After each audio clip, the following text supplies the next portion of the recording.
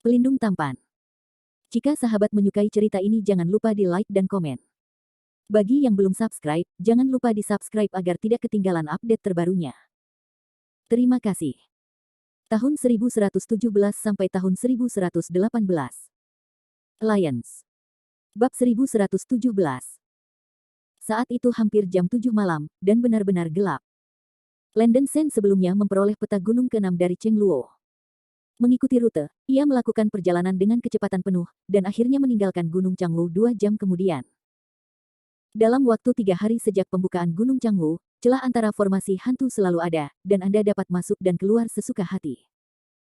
Landen Sen membawa Xiao Linger kembali ke kaki gunung dan melarikan diri dari formasi udara terlarang. Di langit, perahu roh Hol Chong Kiao mengambang di langit, dan Cheng Luo dan yang lainnya berada di kapal roh, bersiap untuk berangkat untuk kembali ke Gunung Ling Kiao. Saat itu juga, Cheng Luo digeladak melihat Landen Sen berjalan keluar dari Gunung Changwu dengan Xiao Linger di punggungnya. Dia terkejut dan tidak bisa menahan diri untuk berteriak, "Penatua Sen, Linger." Landen Sen memeluk Xiao Linger, melayang di udara, dan terbang ke perahu roh. "Tuan." Mata Xiao Linger berbinar. "Luar biasa, kamu baik-baik saja." Cheng Luo sangat gembira, dan akhirnya menghela nafas lega di dalam hatinya. Setelah menghadapi musuh yang begitu kuat, Cheng Luo tidak menyangka kedua muridnya masih hidup. Xiao Linger sangat senang bahwa dia selamat. "Ngomong-ngomong, Linger, di mana Hao Yun? Bukankah dia bersamamu?" tanya Cheng Luo. "Dia." Xiao Linger ragu-ragu dan tidak selesai. Landen Sen membantunya berbicara, berteriak, "Dia sudah mati." Cheng Luo tampak sedih untuk sementara waktu, tanpa sadar berpikir bahwa Su Hao Yun telah mati dalam pertempuran. Lagi pula, menghadapi musuh yang begitu kuat, kemungkinan untuk bertahan hidup pada dasarnya kecil. Cheng Luo patah hati ketika murid yang sombong itu meninggal, tetapi dia tidak bertanya lagi.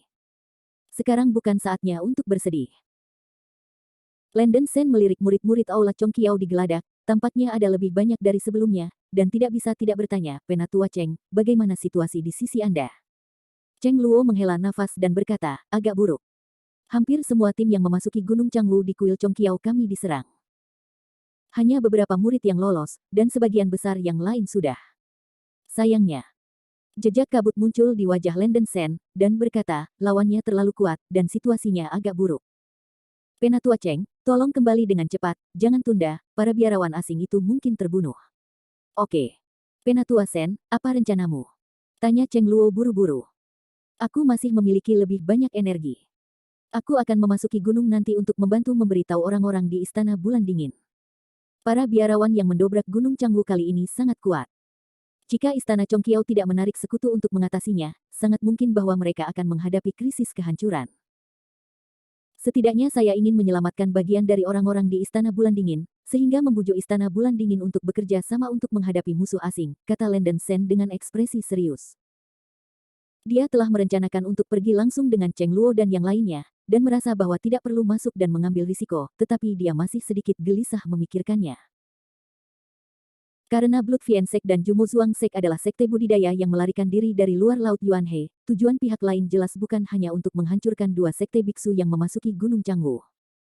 Mereka pasti ingin mencaplok Istana Chong Kiao dan Istana Hanyu. Bahkan jika Landen Sen bersembunyi kembali ke Istana Chong Kiao seperti ini, dia masih mau berkelahi.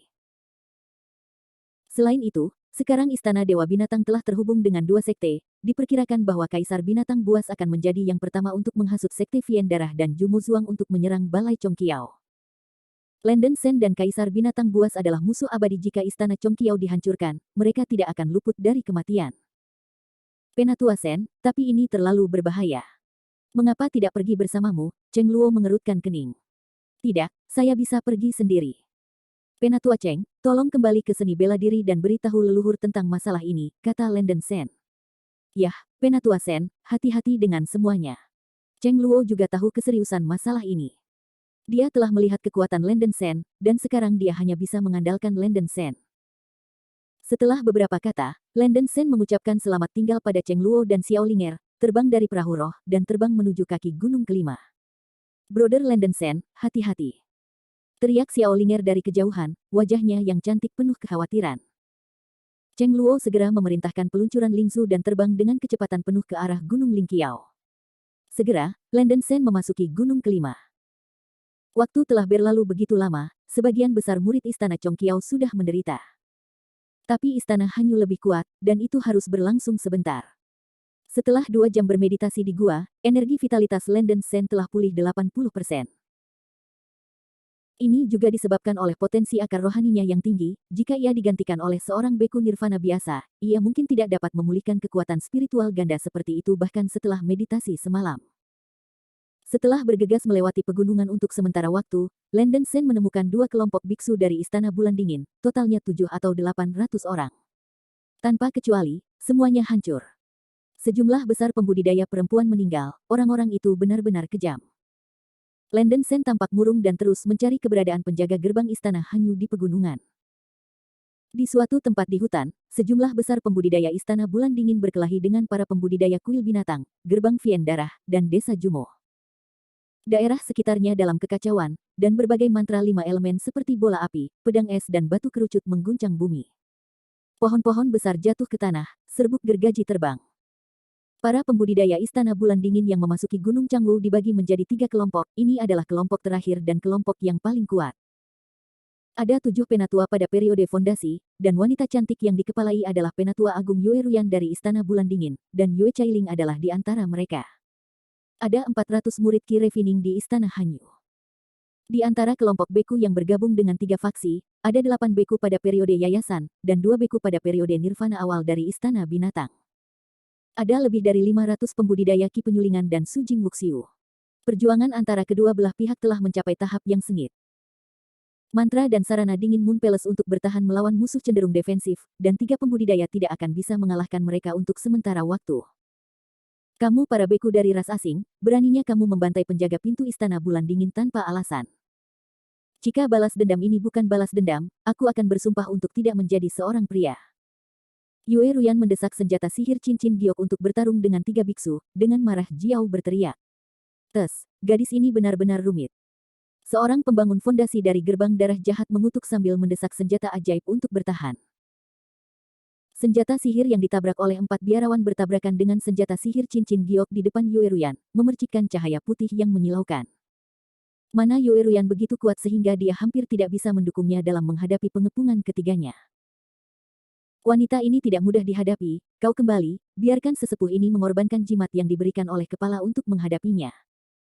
Pria berkepala mengenakan jepit rambut giok di tengah fondasi bangunan gerbang darah jahat mendengus dengan dingin. Bagus. Kedua penggarap bangunan yayasan segera mundur. Penatua yayasan menengah melemparkan manik-manik neon ke langit, dan kemudian dengan panik memukul manik itu dengan kekuatan spiritual. Serangan naga air. Kekuatan spiritual air yang lebat menyembur keluar dari manik-manik neon segera, membentuk naga air biru dengan panjang 9 kepala dan 10 kaki. Fu Bao. Wajah Yue Ruyan menjadi sangat jelek. Kekuatan seperti ini Fu Bao jelas dari tangan para biarawan di zaman alkimia. Metode pembuatan jimat biadab telah lama hilang.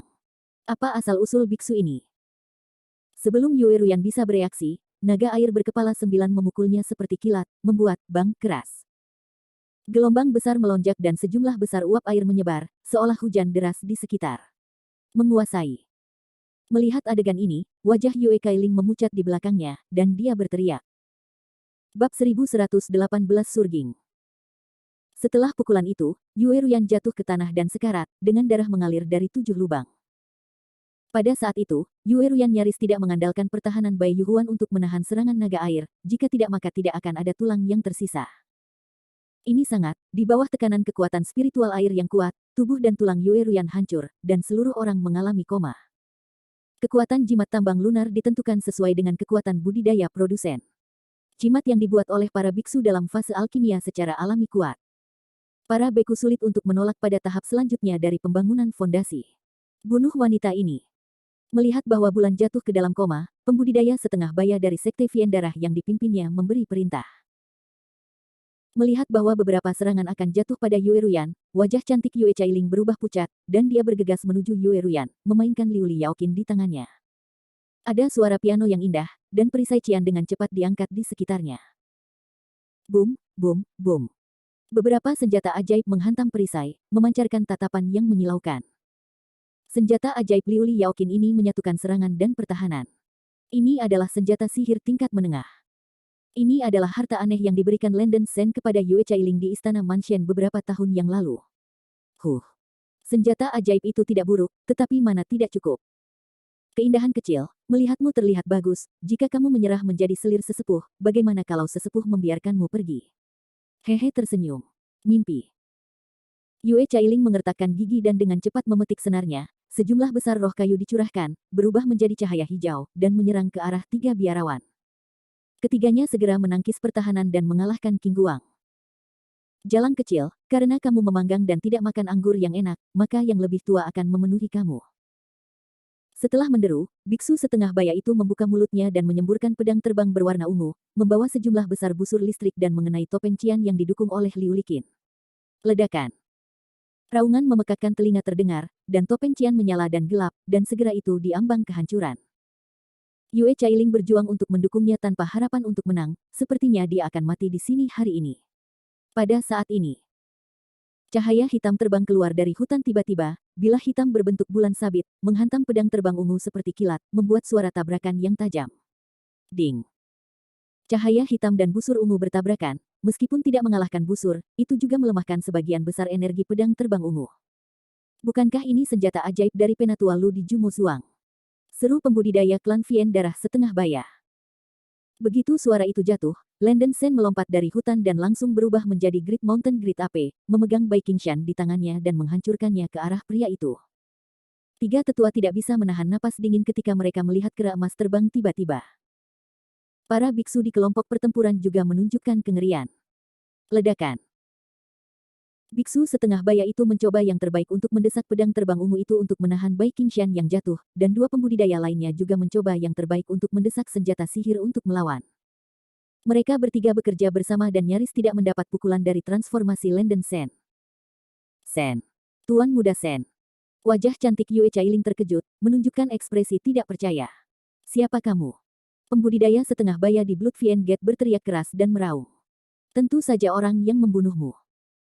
Landen Sen mencibir, dan kera raksasa mengangkat Bai Qingshan dengan kedua tangan, menghancurkan dengan liar. Bum bum bum.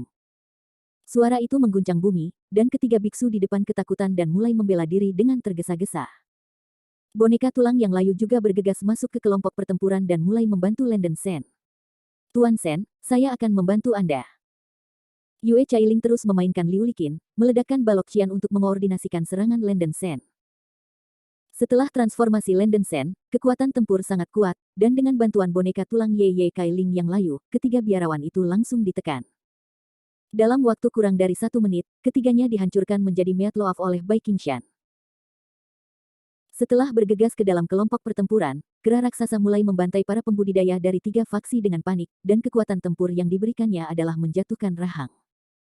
Melihat bantuan tempur seperti itu, para penggarap Istana Bulan Dingin juga didorong oleh moral mereka dan beralih dari pertahanan ke pelanggaran. Landen Sen mengubah keseimbangan pertempuran sendirian, dan pertempuran itu berlangsung sekitar 5 menit.